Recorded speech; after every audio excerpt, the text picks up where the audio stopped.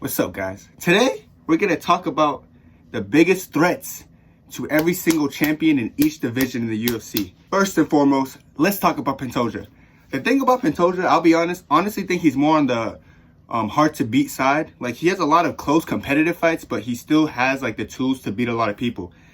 This take actually might surprise a lot of people because, like, I know people probably think of Makayev or like someone higher in the ranks. I honestly think, bro, it's Kai or friends. And before you start cooking me like, yo, Kenny, what are you even talking about, bro? Think about it, bro. Kai Kara-Fan's last shot at the title, he was beating Moreno until he got caught with a body kick. You know, and that messed up the trajectory of that fight. Cool. And then the fight with Amir Albazi, who's looked at as a big prospect. Brother, that was one of the most controversial decisions I've ever seen in my life. So, honestly, bro, this might be a hot take, but I'm going to stand 10 toes down on it. And I'm going to say Kai Kara-France is the biggest threat to Pantoja. Moving on to bantamweight, let's talk about the bantamweight. Suga Sean O'Malley, in my opinion, the most beatable champ in the UFC today, not because of his skill, but just because how good his division is. For this one, I've been thinking, there's so many good threats. Like, you got Jan in the rematch, you got Marab, you got Umar. But I honestly feel like when I think about it, I feel like Corey Sandhagen's a very big threat for Sean O'Malley specifically. We know Corey got the striking to kind of compete with Sean O'Malley. Corey's no slouch in striking, and he's very long and lanky, so he will give him a lot of problems.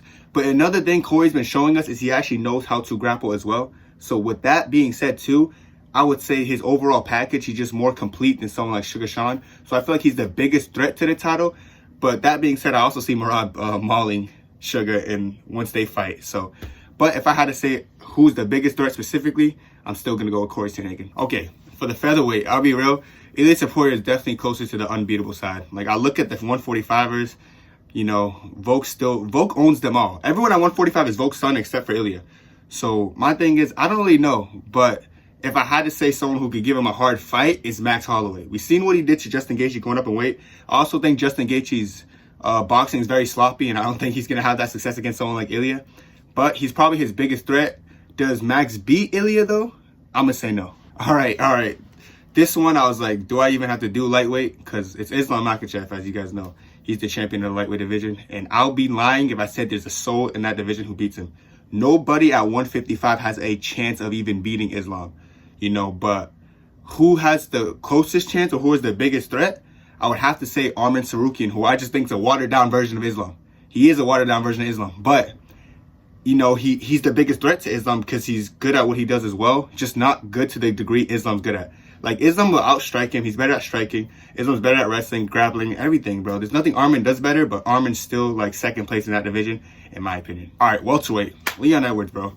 Leon Edwards, he's a very complete fighter. There's a lot of, like, unique fights for him at welterweight. I think MVP's an interesting fight. Like, he never went against a good striker before. Ian Gary, interesting fight. He's never went against a long striker like that, too. So those fights are interesting, but as far as who's his biggest threat, is definitely Bilal Muhammad. Like, the only times we've seen Leon struggle in his career was due to pace and wrestling put on him by Usman in the first fight where Usman won, and then the second fight where Usman was winning until the knockout. So yeah, the only other person who could replicate that pace and wrestling is Bilal in that weight class. Like, we thought Kobe would do that, but Kobe came back like shy and lackluster, so we can't even say that about Kobe either. So yeah, definitely Bilal, and I think when Bilal fights him, and new, remember that. All right, middleweight. We got Dricus du Plessis, bro. DDP. More definitely on the beatable side as far as champions go. He does everything, like, he doesn't really do anything to a high degree. He's kind of like mediocre in every department of fighting. But that being said, he's kind of well-rounded because he's not really horrible at anything.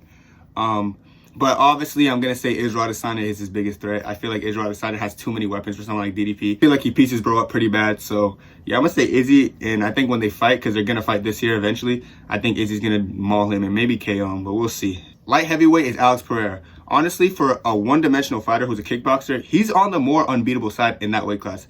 I'll be real, there's only one threat and one person I think could beat him at light heavyweight right now, and it's Ankalaev.